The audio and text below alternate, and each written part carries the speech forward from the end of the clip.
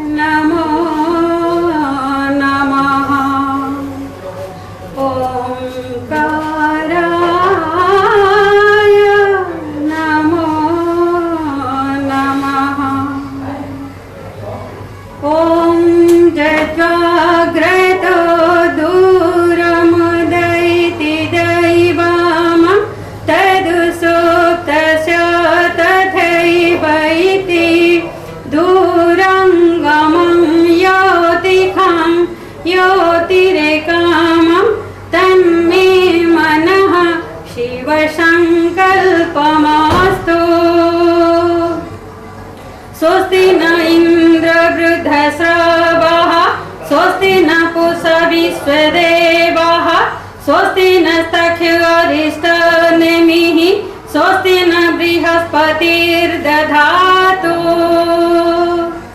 ॐ शं गच्छध्वं शं वदध्वं शं मनसि जानतां देवा भागं यथा पूर्वे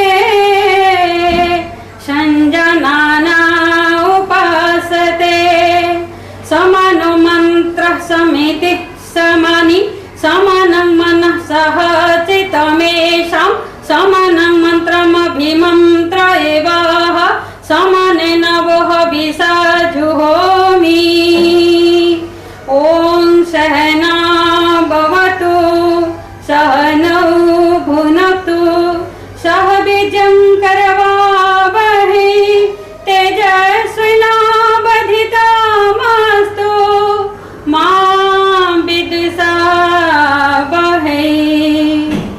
असतो मा सद्गमय तमसो मा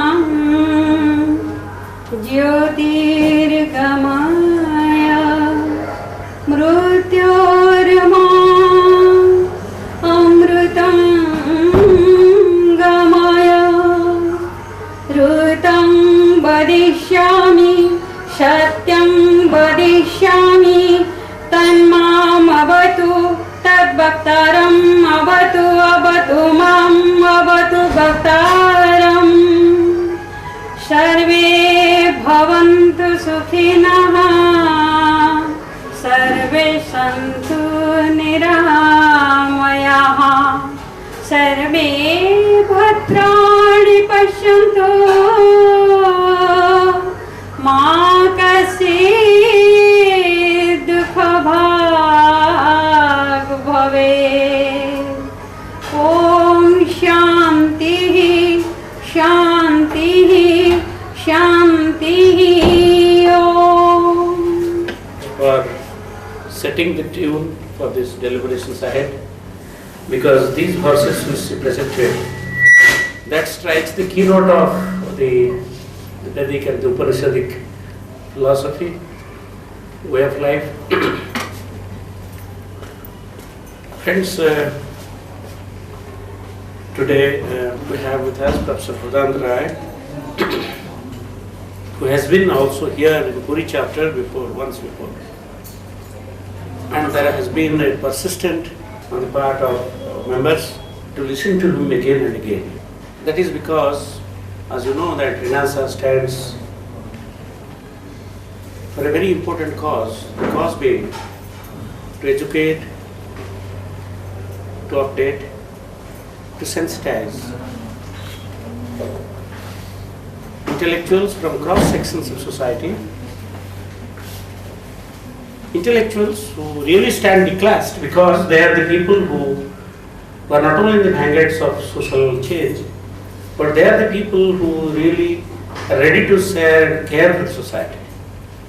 So here is a group of well-meaning intellectuals, individuals who are ahead of their compatriots or fellow men in the society.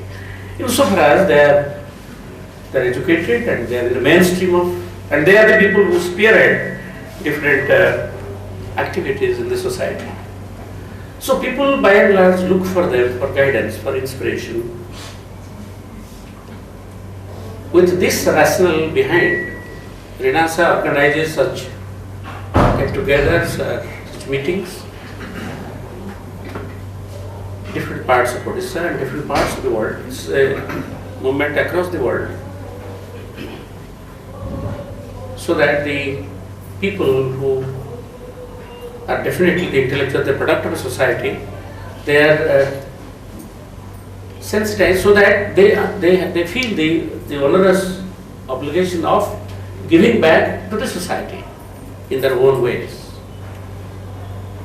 Maybe he's a businessman or a banker or a professional or a teacher or a doctor or an engineer. Everyone has an opportunity to pay back his or her debt to the society. So each man is uniquely endowed. So each man has certain potentialities, maybe which others do not have. Because each individual in this world is unique. A person like me or you was never born on the planet Earth, and will never be. There are no repetitions in nature. In that sense, every man is unique. Despite that, we share certain commonalities with one another.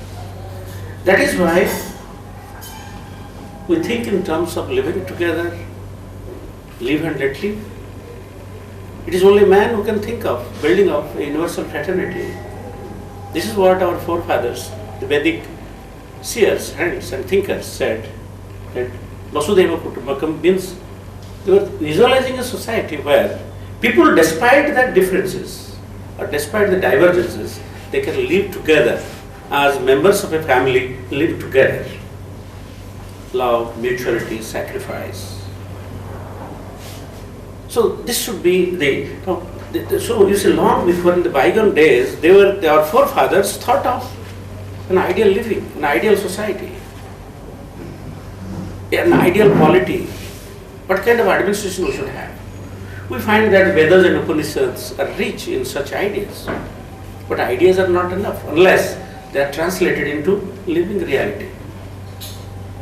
So what is needed is that we really know, we understand what is true, what is truth, what is untruth, what is desirable, what is undesirable. But what is more consequential is walking the path. For that, what we need in the Renasa, we always invite people of eminence. Please switch off your mobiles. We invite those great personalities who have not only knowledge, but have the conviction to make a difference to the society. We'll all agree that Professor Vardhan Rai, who has been responsible to create a stir in the intellectual domain, in the social domain, in the intellectual domain, in the spiritual, religious domain across Odisha, is adored not only as a teacher but also as a guide, as mentor. Virtually, we take him as a supreme mentor of our Renasa movement, because there is no chapter where he has not talked again and again. So we are grateful to him that he condescended, or rather agreed to come over here. He came from Cuttack to Bhubaneswar. In Bhubaneswar we picked him up with great difficulty, I understand what are the constraints he had, but despite that, he was really very happy, and he also considers a very fulfilling moments when he spends with us. He considers it very fulfilling, very gratifying, and very rewarding for himself. So, and that makes us more inspired. He is the fountainhead of inspiration for many such people like us. We are where we are because of his inspiration. And the inspiration never dies. Sometimes it's subdued, sometimes it is a low wave, but it doesn't. Occasion comes when we remember good things. That is why I was telling sir that the seeds which you have sown, such seeds never go waste. So friends, you will all agree that we are really greatly privileged and honored by his gracious presence. And we are going to listen to something on which very few people can dare talk with authority, with conviction, with clarity. I am quite sanguine that his talk will leave us more enlightened and more nourished. So his talk, I find, it not only enriches our mind, but it also nourishes our heart. It enlivens our soul. So we always take him as a role model in the intellectual domain and as a spiritual guide. We always look to him for guidance, for inspiration, for showing the path. So he doesn't know in how many ways the people at large, the people of Odisha, benefit from not only from his talk, but also from his proximity or from his presence. Presence with him, those who have lived with him understand the difference. In him, it appears as if, you see, all heterogeneous things are blended. So if you look at his words, you understand that perhaps he is very casual. But he is never casual. Even in unguarded moments, he is highly vigilant. Because I live with him very closely, I understand it. And in everything, he exudes love. He exudes sense of protection, care, concern. That is what makes a human being great. I always tell him that I'm not, with due apology, I'm not eulogizing him. I'm simply sharing my conviction. It's a special gift of the divine for the planet Earth. This is a conviction which I carry. The more and more I come in contact with him, more and more I really get lost by his greatness. What really distinguishes from others is that there is no hiatus in what he says and how he lives, how he conceives or how he thinks and how he lives. So with these words I request him to kindly deliver the talk on Vedanta through ages. Dear Dr. Mohanty, Mr. Dhal, all my friends to whom I know for more than 10 years, you have all gathered here, and I have nothing to tell you except what I am required to tell you, because all of you know what is Vedanta. Because Vedanta is said to be the official philosophy of India. It's not my statement. That if India has any philosophy, it has many. And the official philosophy, this is A.C. Ewing, great philosopher, once said, coming to Calcutta, seeing the conference of philosophy, and said, Vedanta is the official philosophy of India. Now, what this is official philosophy and why it is so? Because it is not for intellectuals, not for philosophers, but for every man in India carries the germ of Vedantic thought in his own mind, in his behavior. When he or she expresses himself or herself, they express through a set of concepts which are imbued with Vedantic meaning and significance. Illiterate people, having no formal education anywhere, they manage to express their thought and being being through these Vedantic concepts. So, let us spend some time in thinking what Vedanta is. The Vedanta comes from the word Veda, the Veda. Veda means storehouse of knowledge. The most ancient book of the world, and the very, very important book of the world. If I call it a book, we can call it scripture, doesn't matter, we call it a book. Most ancient, belongs to a very, very pretty good time, and also very important is Veda, the storehouse of knowledge. Now that Veda, all of us know, are four: Rig, Sam, Yajur, Atharva. These are the four Vedas.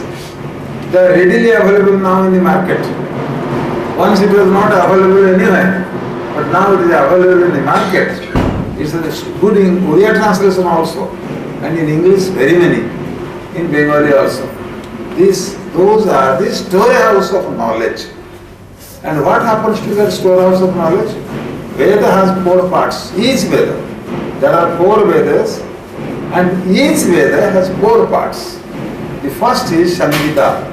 Samhita means mantras, utterances, and that part is devoted to devotion. The Rishi was there, suddenly he felt from his welling up from his own being, certain concepts and certain songs which he poured through, and immediately the disciples picked it up. It is not by writing or by any other technical method, it is simply directly mind to mind, word to word, they capture the whole of Vedas. From one side of Kashmir to the end of Kanyakumari, one side of Puri to the other side of Gujarat. It is one thing uttered, similarly remembered everywhere. I am yet to know any education institution can assure that what lecture today we give, tomorrow it will be the same words, in the same punctuation and same form. It is not possible.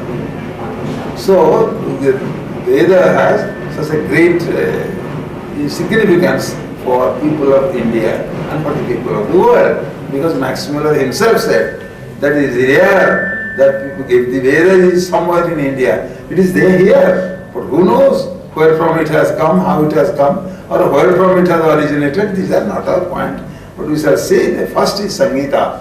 Samhita means mantras, incantations. And those incantations are so vigorous that they have sustained time.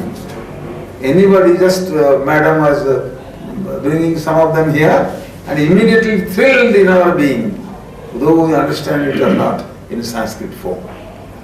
And that Samhita is meant devotion. The first thing in Veda should be devotion. What is devotion? Bhakti. What is bhakti? Anuragti. You are anurakta to something. What that thing is, we shall see later. And he who has bhakti or anuragti for something cannot be empty and hollow. Cannot. If anybody feels empty or hollow, it is because he has no bhakti, no anuragti for something. Swami Vivekananda going out of this says, you fix your attention on your hand and that will give you dhyana. I smiled. I said, my Gurudev, Vivekananda, Swami Vivekananda thinks that you think of your hand, that will give you dhyana. That means dhyana can bring anything. It doesn't mean that God should come immediately, no. Have bhakti and anuragti. If you have a kitten, a dog, and you have bhakti and anuragti towards that dog, that is also wonderfully nice to keeping you not hollow, not empty, not frustrated, because one thing makes a man frustrated is lack of love. So, this Samhita is the part of devotion. Then we come Brahmana. A very big portion of the Vedas is Brahmana. Brahmana is not referring to the caste. Brahmana is only a derivative from the word Brahma, and Brahma means Veda. So in Brahmana, it is all action. Yajna, offering, sacrifice, huge commentary of Sabar Swami, perhaps will come up to this size. Very complicated and very unmanageable. This action. So mere devotion is not enough. If you have a devotion for anybody, it follows with certain actions. Suppose you have gone to the market. You have anuragti for your young child. Then you must bring some fruit or some sweet meat for him. If you do not bring, then be sure your devotion or love is also empty. So it must be translated into action. So the Vedic devotion was translated into huge action, thousands and thousands types of yajnas. So complicated, the rituals, that sometimes one feels how to manage with it. Very intelligent people have failed. So many sadhanga, so many parts it has. It has astrology, it has archaeology, everything in it. That is why our Veda is rich with very many subjects. It is not a religious concern at all. Now then, after this action, first devotion, then action, then is Aranyaka. Aranyaka means take leave from your daily concerns. Sit somewhere quietly. Aranyaka means jungle, forest. Go to the forest academy. The other word is you just give up your normal work and begin to think. What is this devotion? What is this action for which I have spent most of my life? This is a part which now modern people do not do it. They always remain in the humdrum work and with the whole action which they daily do repeatedly at their home level. So please take, the Veda says, please take relaxation, relieve yourself, sit somewhere comfortably, and that is called Aranyaka Gurukula. Forget your daily job. Because if you carry it on and on, then ultimately frustration is our due. And if you release yourself to a relaxed mode, never take the load again. If your children are grown up, give them the duty, what you are doing, and say you do it. They say, I cannot do. Then if you cannot do, you simply destroy these all things and get out. Don't give serious thought to them. Give serious thought to yourself. So much of years have passed. I have been devoted to certain things. Let it be your country. Let it be your dog. Doesn't matter. But you have devotion and you have anurakti. Bhakti and anurakti. Then if you do this, that is the period of Aranyakam. You go to the Aranya. Don't stay in the village or the city. Village and city have taken a toll of your life. Your snarls, your nerves have been jaded. So to help you with this, you take relaxation, that is Aranyaka. And what will be the result? If you go on thinking and thinking with the community of learned persons, Sat people, good persons, then ultimately you will gain something that is called jnana or knowledge. So three things are available. First is devotion, second is action, and third is knowledge. And this knowledge doesn't come by itself. You will have to search for it. You have to live a particular life where this humdrum life is neglected. You don't do, you are not submerged in it. Don't read newspaper in that period. If you read newspaper, daily disturbance will enter into your mind. Even sometimes some people come to me and ask, have you read newspaper? I said, no. Why have you not read? I said, Ramakrishna Paramahansa told me not to read it. In my childhood, Ramakrishna Paramahansa advised, if one good thing you have to do in your life, don't read newspaper. Because that newspaper reading brings so many thoughts to your mind to which you cannot do anything, but you will be engaged for nothing. That's why you must, do you listen to radio news? I said, no. Okay? How is it they do not listen? I said, Ramakrishna Paramahansa said me.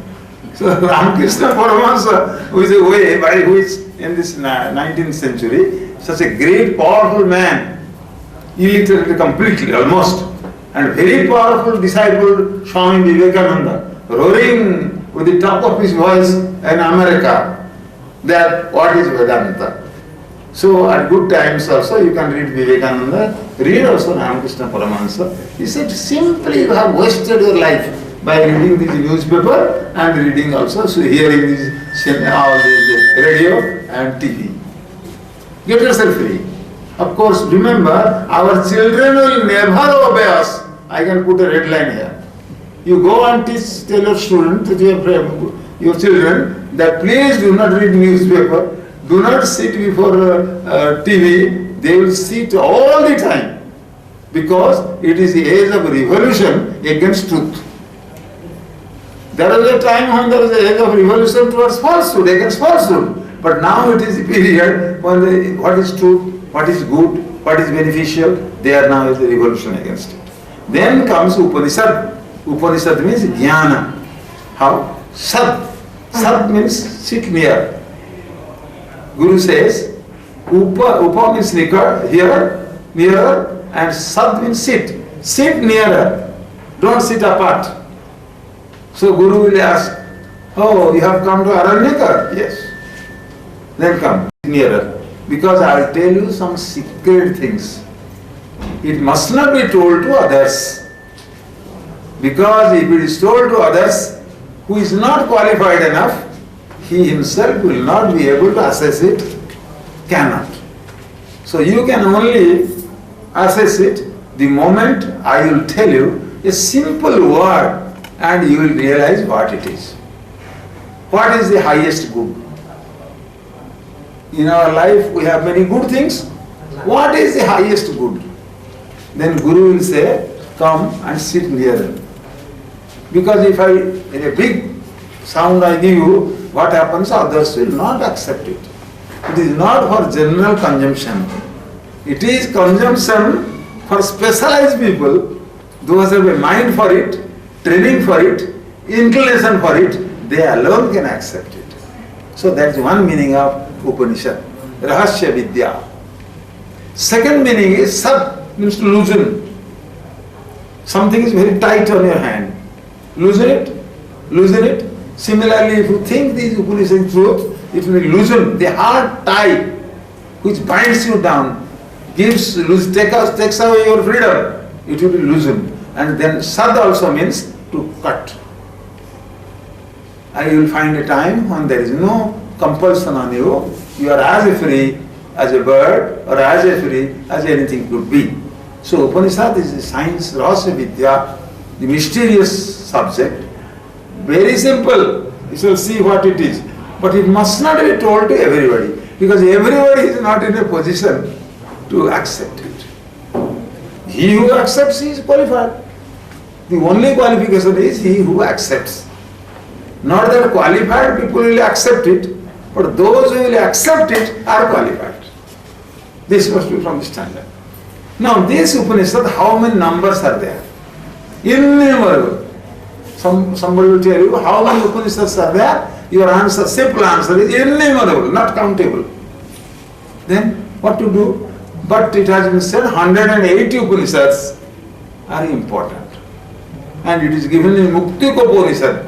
There is an Upanishad, Muktiko Upanishad, and there is 108. And 108 is a sacrosanct number in India.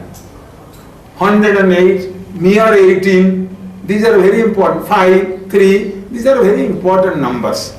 But then also you did not find 128, 108 as important. Then what you do is, you think it's only 11.